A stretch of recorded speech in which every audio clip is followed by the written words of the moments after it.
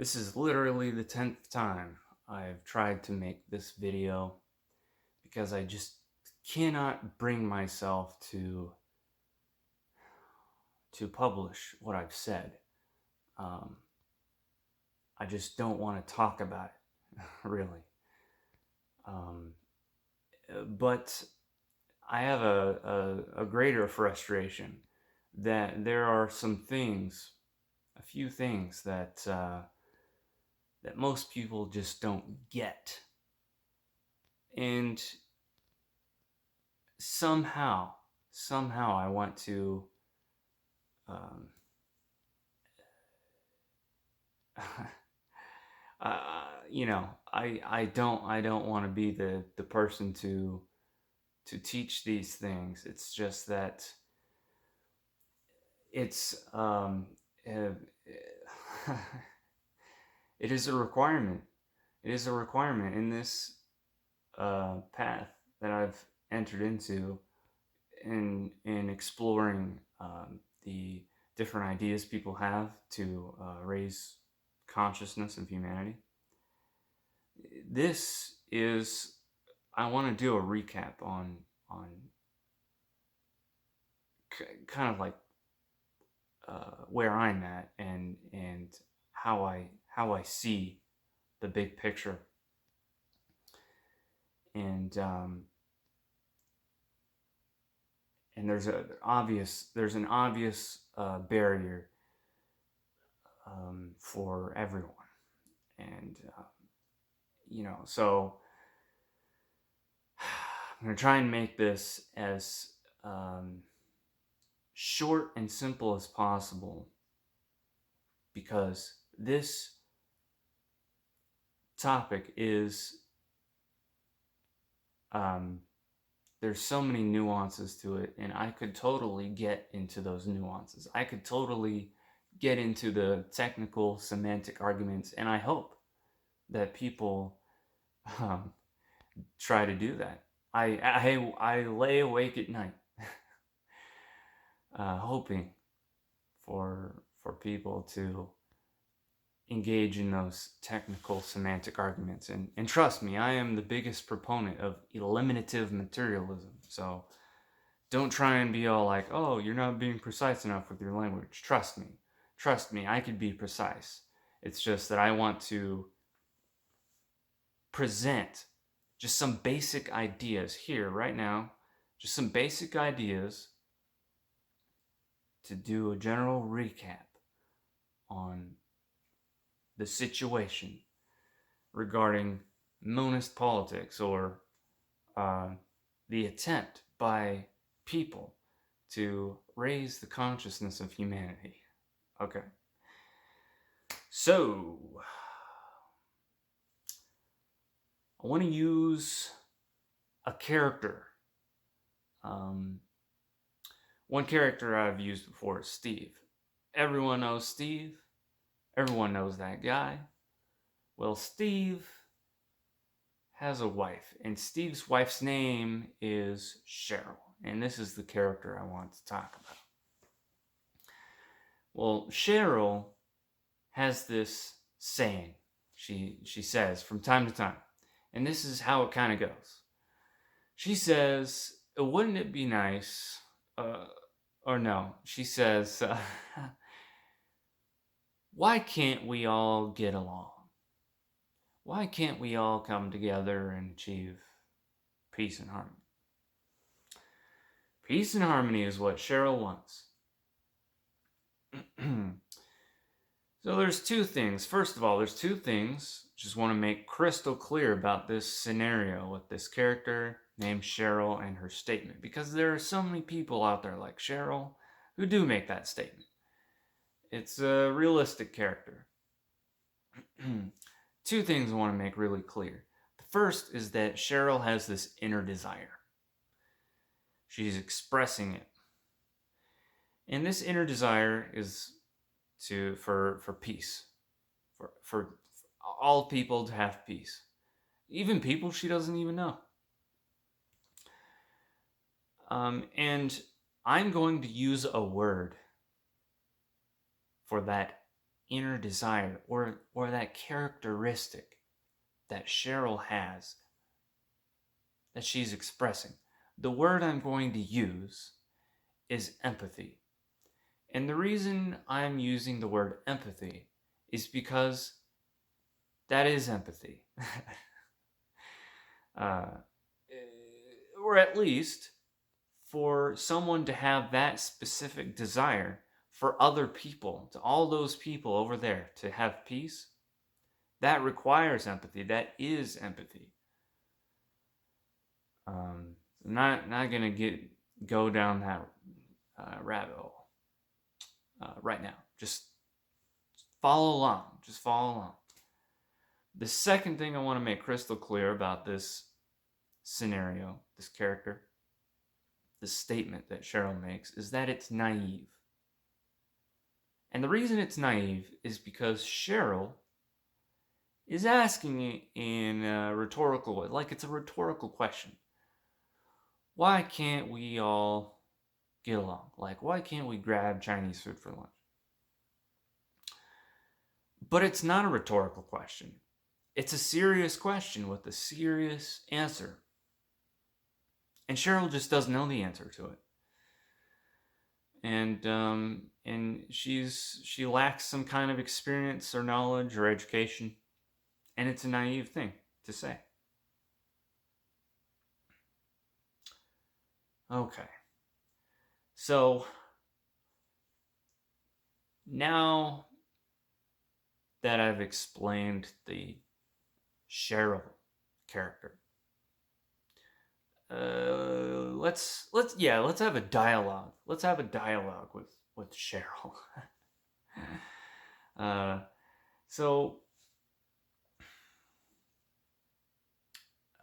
Well, first of all, what's the answer to the question? Okay, what is that experience? What is that education or knowledge that Cheryl's lacking that contains the answer to her question? Well, it has to do something with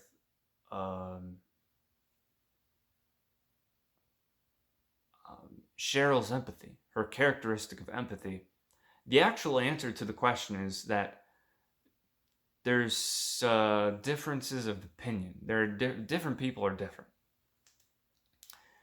And because different people are different, not everyone wants world peace. I mean, there are so many little things that lead to there not being world peace, obviously. But one of the big things is that not everyone even wants that. Not everyone has that characteristic of empathy that Cheryl has. And people understand that everyone's different. Even though it's kind of like politically correct to have the belief that everyone's kind of the same. No one really believes that, and people who say that are just kind of it's kind of a mask, and it's not really what I'm talking about. But people, if you walk up to someone on the street and ask them, "Are people different?" Everyone would say, "Yeah," because obviously, you look at this person, look at that, and they're different. Okay. Everyone understands, and Cheryl understands that people are different. But if you ask Cheryl, are people different? She said, yeah. She'll say, yeah, people are different. But the reason she's making that statement is because she doesn't grasp the extent of differences between people.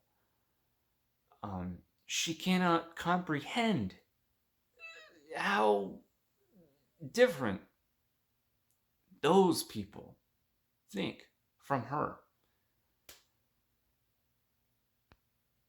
And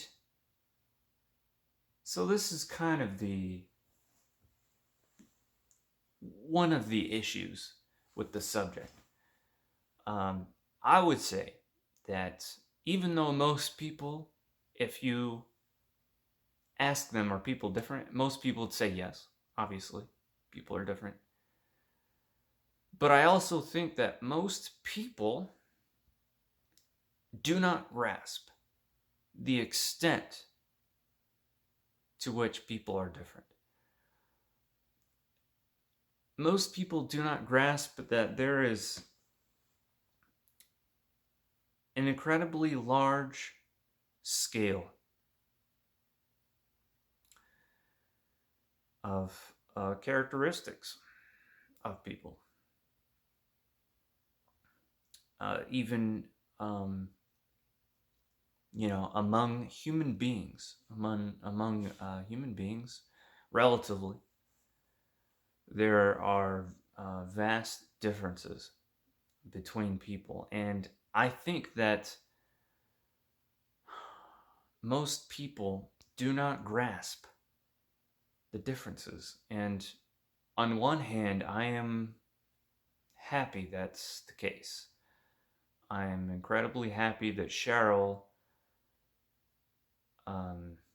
is not burdened with that knowledge. I am happy that Cheryl is naive and lives in a kind of a la la land. Cheryl's husband, Steve, I mean, that guy, he's always talking about how, oh, there's like a boys' room and there's a girls' room. And there's girls, and they're different. Girls and boys are different. And Steve's always talking about that kind of stuff. But Steve doesn't even get this. The how different people are. Those people way over there, they are so different than Steve in so many ways. Steve cannot even comprehend that there would be people that different than him.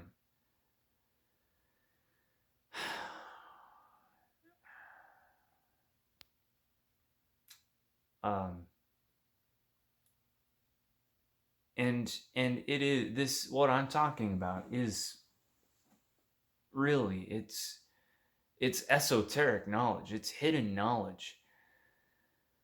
And there's a lot of people out there, if you bring up this subject, their immediate response is, oh, you made that up, you're imagining things. And people are actually pretty similar. So I'm not gonna, waste my time right this second and try and prove to everyone. I'm not gonna get into that. I just want to make the point that most people. Okay, I just want to make this crystal clear. It's already a long video, but yeah, whatever. I just want to make it crystal clear that most people do not grasp the reality that there are vast differences between people. Okay, so now the dialogue with Cheryl. You say all this stuff to Cheryl. You say people are different. Not only that, but they're vastly different, and you just can't comprehend how different people are. And Cheryl, she's like, okay, I don't get that. Okay, people are different. Okay. But Cheryl still has that inner desire. Okay. Cheryl still has empathy. She still wants peace for the world. And Cheryl's a pragmatic person. And Cheryl wants to figure it out. She understands now that people are different. But now she wants to change people. She wants to figure out how to change. How do we change people? How do we make all these people that are different, how do we make them the same so that they work together and achieve peace and harmony? And that's a technical issue with an actual answer that is not solved by armchair philosophy. And because Cheryl's a pragmatic person and a thinker, Cheryl's going to think to herself, she's going to think, how can I change people's minds? That's what Cheryl's going to think to herself. How can I change people's minds? How can I change people's behavior and their minds, their attitudes? How can I make people different than they are so that they're the same?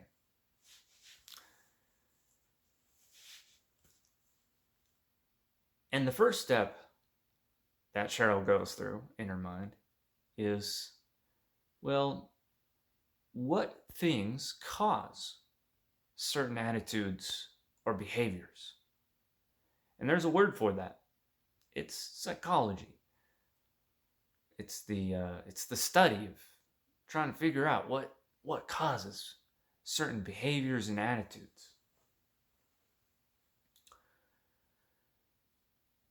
And when Cheryl was in college, she heard about this theory of psychology. And ever since college, she's believed in this theory of psychology. It's her favorite theory of psychology. She acts like a psychologist all the time. And she bases all of her analyses of people off of this theory, this favorite theory of hers, this favorite psychological theory of hers.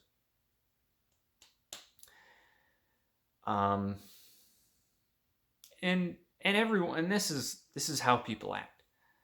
Everyone's got their own psychological theory that they base their ideas off of.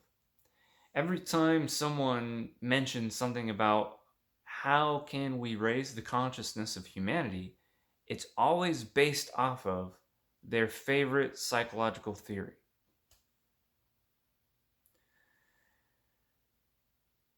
Figuring out which is the correct psychological theory, the most accurate psychological theory, is not something that's achieved through armchair philosophy. It's an actual technical problem that can be solved. And that's another minimum requirement right there, is to really nail down psychology. And we're so far from that. It's amazing. And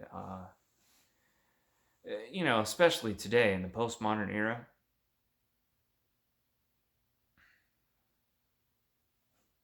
man.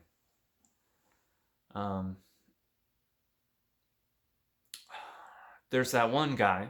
His idea, his his idea to raise consciousness was to give people visions. There's people out there who think, "Oh, let's give people drugs. Let's give people drugs." I have a question for those people. Will giving people drugs, if you give someone drugs to give them a hallucination, will that raise their empathy?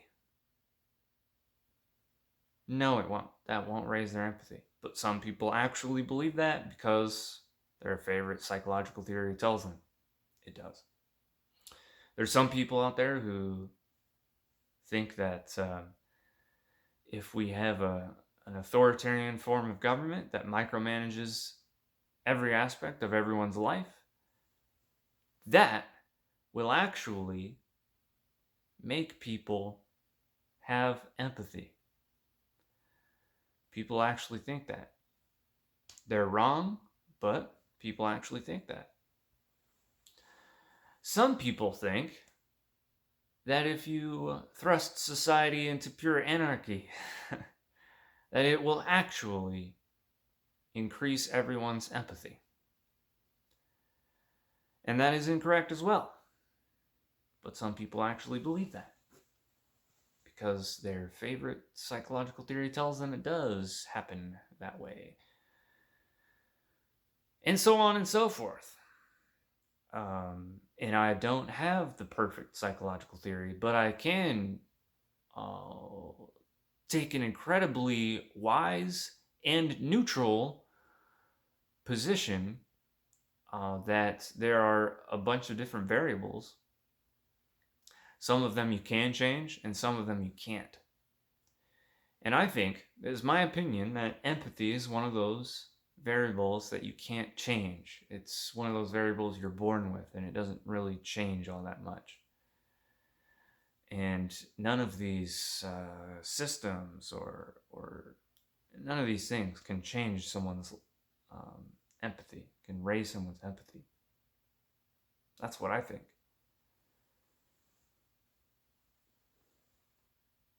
So I'm not saying I have a solution. I'm just what I'm trying to do is point out these I guess cognitive biases that people have. I'm trying to point them out because I am trying to create a discussion to in hopes of having people um, uh, you know work together and achieve peace and harmony and whatnot. Okay, well, that's a good time. That's 21 minutes. All right, well, catch you on the next one.